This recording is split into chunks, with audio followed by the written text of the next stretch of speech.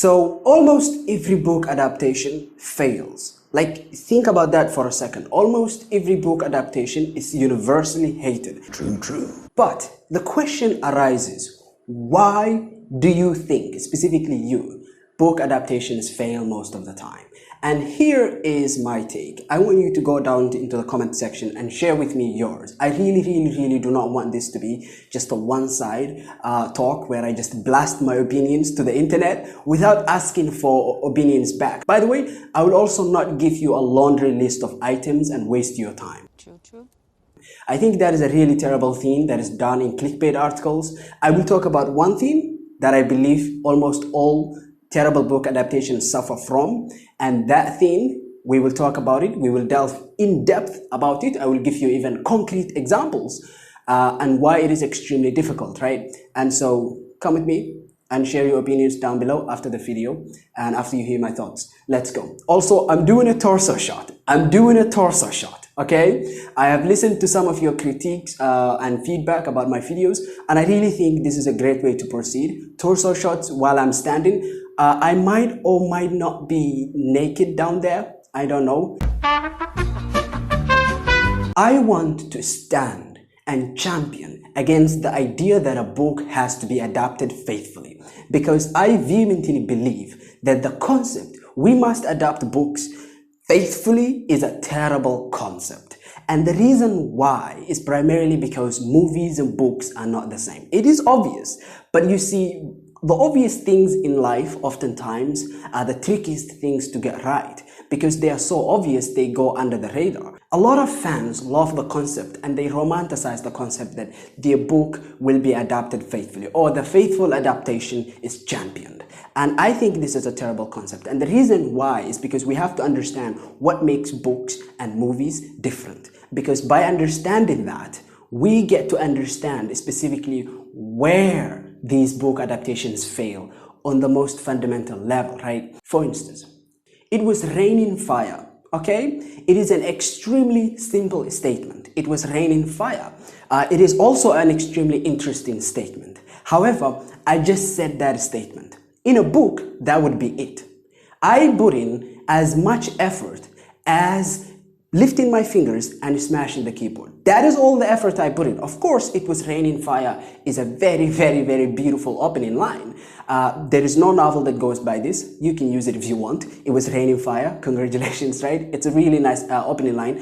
But the point is, I didn't put a lot of effort into it was raining fire. However, if you take a movie, right, for instance, this simple line costs you hundreds of thousands of dollars. Why? Because first of all, you have to set up, get the actors, get them, to dress on their costumes. You have to put all of these different things together. You have to organize, you have to get a set, you have to get your shot, you have to put that shot into, an editing software. You have to hire editors that are professional, not just me. I'm just clipping stuff together.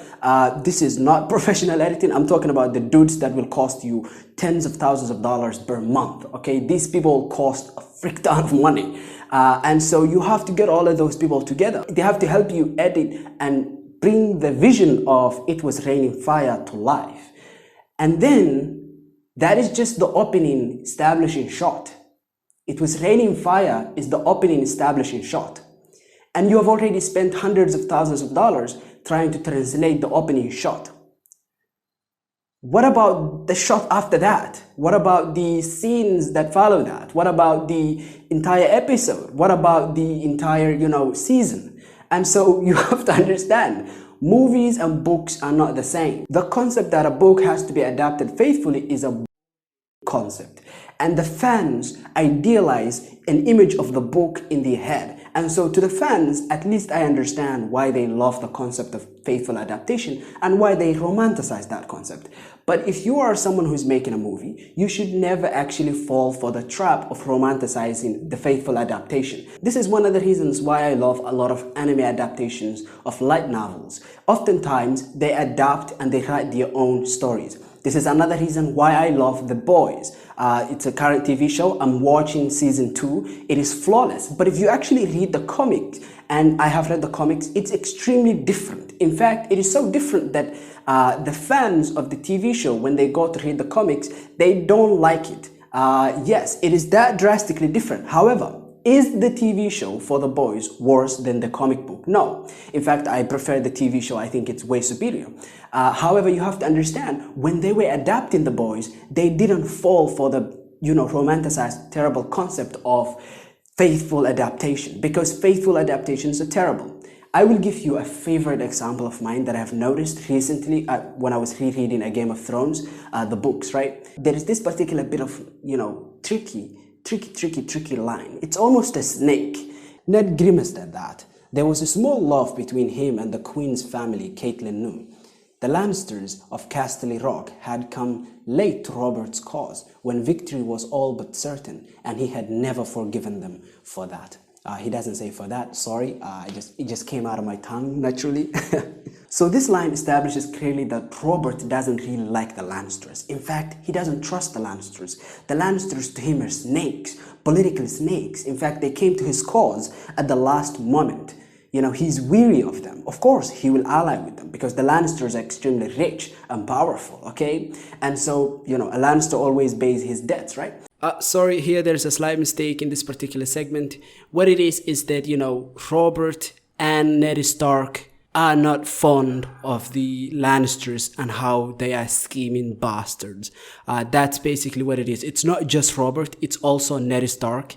And so let's get back into it. How can you do this? Because in the books, we established all of that. The subtext of George R. R. Martin's words here is that Robert is weary of the Lannisters. How do you translate that to a movie? Because you cannot really tell the audience that Robert hates the Lannisters. No, you have to be subtle about it. Because George here is writing a book.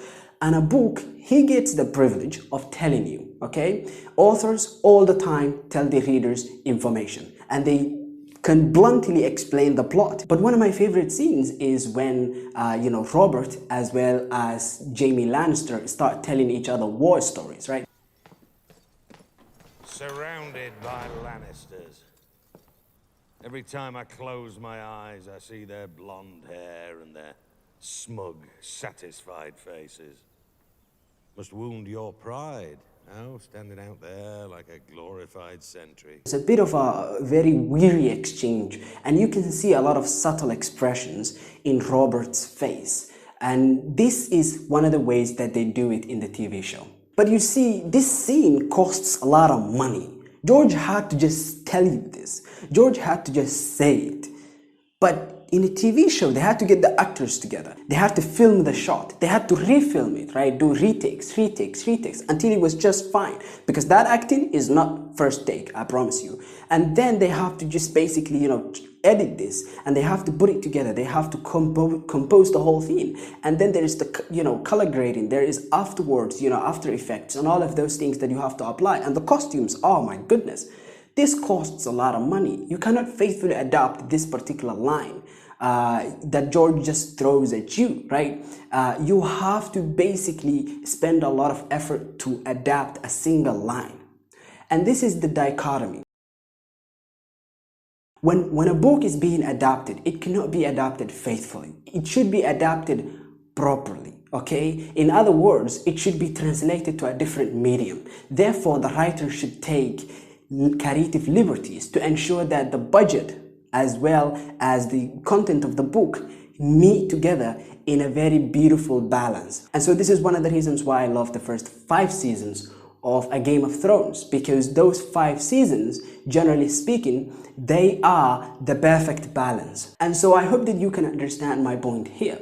And the conclusion of the point is the faithful adaptation is a terrible idea. It should not be romanticized. Number 2, and number 3, it should specifically not be romanticized because it is unrealistic. A book is a trap. A sentence in a book can cost you hundreds of thousands of dollars, okay? And so a book should be adapted with precautions, with an eye, with a creative eye. So the writer who is adapting the book must take creative liberties in order to ensure that the story is translated properly to a movie, not necessarily adapted faithfully. And so there you go. The major reason why I believe book adaptations fail is primarily because there is this concept of the faithful adaptation.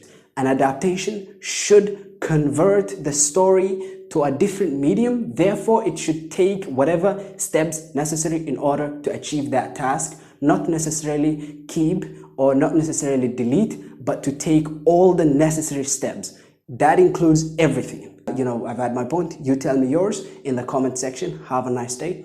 Yes. Also, that was the first episode in Adaptation Detective. Basically, this is going to be a series of videos, one after the other. Each one will come out, you know, and so look forward to the next episode. And so it will be discussing book adaptations, what they do well and where they fail, right? And so this is the first episode, establishing the footing as well as, you know, getting the word out there about the series I'm trying to attempt. All right, I hope that you enjoyed. Thank you for watching. Have a nice day.